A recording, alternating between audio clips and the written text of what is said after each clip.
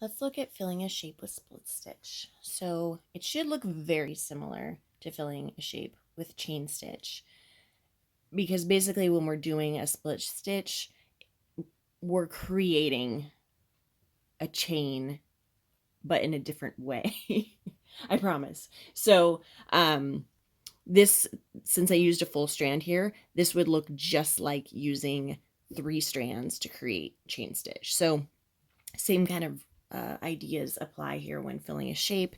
Here's if you want to do like a center line and then fill either side, you're going to get something like this. If you want to do more, follow along the contours and then work your way in, you're going to get something like this. I think this following and utilizing those contours really highlights whatever shape you're trying to fill. I think this also looks good. It's just a different look. It looks a little bit more flat. Here for the leaf, I did a similar to this here where I did the outlines and went in. Why would you want to use split stitch? It will have a little less texture than chain stitch. When I actually started this, I was like, why would you want to use split stitch? And then as I was working on this design, I found I was using it all the time.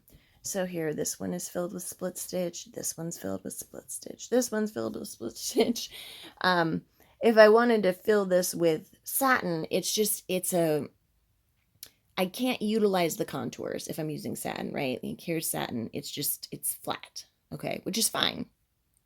But if I were to break this up into, let's say 1, 2, 3, 4 segments of satin stitch, I don't know. It would probably look pretty, but it's just trying to get satin in little shapes like this it's hard. It's really hard and it's time consuming. So that's why I went with split, and I like it. I like the texture. Here's an example. Let's see, this one again could have been satin, but I went with the split. And then to contrast here, here is chain stitch. So you can see it's basically like double the thickness of those stitches. So another example is this polar bear filled with a bunch of split stitch, right? So if we kind of expand on this, this is going to be the basis for doing long and short stitch. So it's a good one to learn. You can obviously fill a shape just with a single color, and we're going to call it split stitch fill. Once we start adding other colors, we're going to call it long and short stitch, but we'll get to that when we get to that. So there you go, filling with split stitch.